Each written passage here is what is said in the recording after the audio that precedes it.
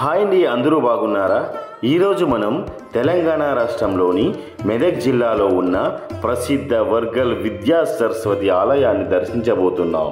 ఈ ఆలయం విద్యకు ప్రతీక అయిన శ్రీ విద్యా సరస్వతి దేవికి అంకితమైన పవిత్ర స్థలం. అయితే మనకు బాసరలో అమ్మవారు జ్ఞాన సరస్వతిగా దర్శనమిస్తే ఈ వర్గల్ టెంపుల్లో అమ్మవారు మనకు విద్యా సరస్వతి దేవిగా దర్శనమిస్తారు. మనకు ఇక్కడ వ్యూ ఇట్లా ఉంటుంది. మన టెంపుల్ వర్గల్ టెంపుల్ యొక్క వ్యూ ఇట్లా ఉంటుంది. అయితే అక్షరాభ్యాసానికి సంబంధించిన పూజ కిట్ మొత్తం ఇక్కడే అవైలబుల్ ఉంటుంది. 200 రూపీస్కి మాత్రం వాళ్ళు మనకి ఇస్తారు. మనం ఎటువంటి ఏమి తీసుకువెళ్ళవలసిన అవసరం ఉండదు. గుర్తుపెట్టుకోండి. మీకు వ్యూ వచ్చేసి టెంపుల్ వ్యూ స్టార్టింగ్ ఇట్లానే ఉంటుంది. పార్కింగ్కి బయట చాలా ప్లేస్ ఉంటుంది. ప్రాబ్లమే ఎవరికీ ఉండదు. అది మాత్రం మీరు గుర్తుపెట్టుకోగలరు. అలాగే అమ్మవారి దర్శనానికి వెళ్ళే ముందు మీకు స్టార్టింగ్లో కొబ్బరికాయలు కొట్టుకోవడానికి ఒక ప్రదేశం ఉంటుంది. మీరు అక్కడే కొట్టుకోవాల్సి ఉంటుందండి.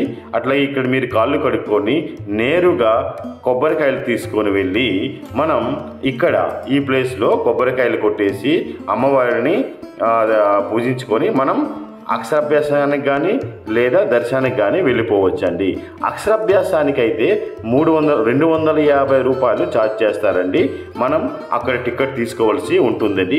ఇక్కడ మనం పూజ చేసుకుని డైరెక్ట్గా నేరుగా అక్షరాభ్యాసానికి మనం వెళ్ళడానికి ఉంటుంది. మీరు అది గమనించగలరు. ఇగోండి, ఈ వే నుంచే మనం అక్షరాభ్యాసానికి వెళ్ళవలసి ఉంటుంది. వాళ్ళు 250 రూపీస్ ఛార్జ్ చేస్తారండి. సో మనం ఇక్కడ ఇచ్చేసిన తర్వాత ఇక్కడ చూడండి, మొత్తం తల్లిదండ్రులు పిల్లలు అందరూ ఇక్కడే ఉంటారు. ఇలాంటి చాలా ప్రదేశాలు ఉంటాయి. క్రౌడ్ ఎక్కువగా ఉంటే వేరే వేరే ప్రదేశాల్లో పెడతారండి.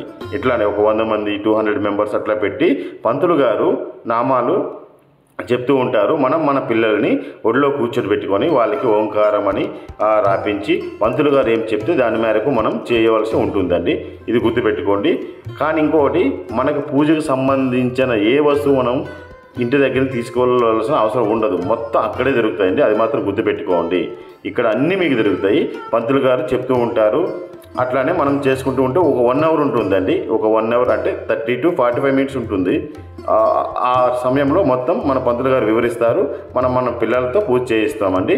అక్కడితో అక్షరాభ్యాసం అనేది పూర్తవుతుందండి. మీరు చూడగలరు ఈ వీడియోలో. ఇంకొక విషయం ఏమిటంటే, వర్గల్ విద్యా సరస్వతి దేవాలయం హైదరాబాద్ నుండి సుమారు 48 కిలోమీటర్ల దూరంలో సిద్దిపేట రోడ్డుపై ఉన్న వర్గల్ గ్రామంలో ఉందండి. ఈ ఆలయాన్ని 1990లో కూచుమంచి యాదగిరి శర్మ గారు నిర్మించారు. ఆయన సరస్వతి అమ్మవారి ఆజ్ఞ కలగడంతో విద్యార్థుల శ్రేయస్సు కోసం ఈ ఆలయాన్ని నిర్మించారండి. తెలంగాణలో ఇది బాసర సరస్వతి ఆలయం తరువాత 2వ ప్రసిద్ధ సరస్వతి క్షేత్రంగా పేరుగాంచిందండి. చాలా చాలా పవర్ఫుల్ అండి. మన పిల్లలను అయితే బాసర దూరంగా ఉన్న వాళ్ళు వర్గాల్లో తీసుకువచ్చి వాళ్ళకి అక్షరాభ్యాసం చేయించుకోండి. చాలా చాలా బాగా చదువుతారండి పిల్లలు. ఎందుకంటే ఈ యొక్క అమ్మవారి కటాక్షం 100% ఉంటుందండి ఆ పిల్లలపైన. ఎందుకంటే అటువంటి పుణ్య స్థలం అండి అది. సో చూసారా, మీకు ఎంతమంది భక్తులు అంటే వేలల్లో అండి. అసలు వేలల్లో దగ్గర 30,000 మెంబర్స్ వచ్చారండి మేము వెళ్ళిన రోజు. మేము వెళ్ళింది వచ్చేసి సెప్టెంబర్ 29కి వెళ్ళామండి మేము. ఆ రోజు అమ్మవారి స్పెషల్ డే అండి. ఎందుకంటే సరస్వతి అమ్మవారు నక్షత్రం వచ్చేసి మూలా నక్షత్రం అండి. ఇదే రోజు కూడా మూలా నక్షత్రం. అందువల్ల అసలు చాలామంది తల్లిదండ్రులు పిల్లలను తీసుకొని వచ్చారండి అక్షరాభ్యాసం చేయించడానికి. చాలా అనమాట.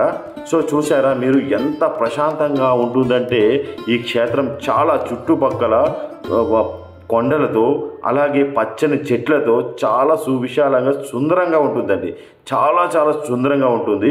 మీరు విజిట్ చేయండి. చాలా తప్పగా నచ్చుతుంది మీకు. అమ్మవారి యొక్క దర్శనం అనేది చాలా బాగుంటుందండి. అలాగే మీకు ఇక్కడ శ్రీ లక్ష్మీ గణపతి టెంపుల్, అలాగే శనీశ్వర దేవుని యొక్క ఆలయము, అలాగే శివాలయము, ఈ 4 కలగలిపి ఉంటాయండి. సో మీరు ఇక్కడ మనం దర్శనంకి వెళ్ళే దారిలో ఉంటాయండి. మీరు చూస్తే అసలు కన్నుల విందుగా ఉంటుందండి. అలాగే 10 అడుగుల అమ్మవారు దర్శనమిస్తూ ఉంటారు. చూడండి, అక్కడ సరస్వతి అమ్మవారు బయటనే 10 అడుగుల ఎత్తులో 10 అడుగుల పొడవైన విగ్రహంతో మనకు దర్శనమిస్తారు. అసలు చాలా అందంగా ఉంటుందండి అమ్మవారు. అసలు అమ్మవారు ఎంత ఆదిశక్తి, ఎంత సుందరంగా ఉంటారంటే చాలా అన్నమాట. మీరు అక్కడ వెళ్ళి చూస్తే మాత్రం అసలు కన్నుల విందుగా ఉంటుందండి. అలాగే మనం ఈ పైకి వెళ్తూ ఉండాలండి. అమ్మవారిని దర్శించుకోవడానికి మనం పైకి వెళ్ళాలండి. అంటే సుమారుగా ఒక 4 అంతస్తులు అంత హైట్ ఉంటుందండి. మనం అట్లా నడుచుకుంటూ వెళ్ళాలి. ఒక 10 to 15 మినిట్స్లో వెళ్ళిపోతామండి పైకి సింపుల్గా నడుచుకుంటా. అంత ఇబ్బందిగా ఏముండదు. ఒకవేళ మనకి ఇబ్బందిగా ఉంటే మాత్రం లిఫ్ట్ సదుపాయం కూడా ఉందండి. అది కూడా మీకు సింపుల్గా మీరు దానిపైన కూడా వెళ్ళి ఆ అమ్మవారిని మనం దర్శించుకోవచ్చు అన్నట్టు. సో మీరు చూస్తుంటే చూడండి ఎంత కనుల వేయందుగా ఉందో ఈ యొక్క ఆలయ ప్రస్థానం. అలాగే మనం ఆ లోపలికి 4 భవనాల నుంచి పైకి వెళ్తే అక్కడ పైన అమ్మవారిని మనం దర్శించుకోవచ్చండి. అది గుర్తుపెట్టుకోండి. అట్లాగే ఈ అక్షరాభ్యాసం చాలా ప్రసిద్ధం పొందిందండి. చిన్నపిల్లలు మొదటిసారి ఓం ఆ అని రాయడం ఇక్కడ మొదలు పెడతారు. అమ్మవారి ముందు కూర్చొని పుస్తకాలు, పెన్నులు, పెన్సిళ్ళు పూజించి విద్యారంభం చేస్తారండి. వసంత పంచమి, శరన్నవరాత్రులు, దసరా పండుగ సమయాల్లో ఇక్కడ పెద్ద జాతర జరుగుతుంది. వేలాది మంది విద్యార్థులు అమ్మవారి దర్శనానికి వస్తారండి ఇక్కడికి. ఆలయం ఒక చిన్న కొండపైన ఉంది. సుమారు 100 మెట్లు ఎక్కి చేరుకోవాలండి. మొదటి గణపతి ఆలయం, తర్వాత లక్ష్మీ నరసింహస్వామి శివాలయం, చివరిగా విద్యా సరస్వతి అమ్మవారి ఆలయము ఉంటుందండి. ఇదిగోండి మీరు చూస్తున్నది ఇదేనండి గర్భగుడి. అసలు ఇక్కడ వీడియో తీయకూడదన్నారు, నేను ఏదో ట్రై చేశాను. చూడండి అసలు అమ్మవారిని చూస్తుంటే మనకి చాలా కళ్ళ వెంబడి వాటర్ వస్తుంది. అట్లా అంత అందమైన ఉండి అమ్మవారు మనకి ఆశీస్సులు ఇస్తూ ఉంటారండి. చాలా చాలా బాగుంటుంది.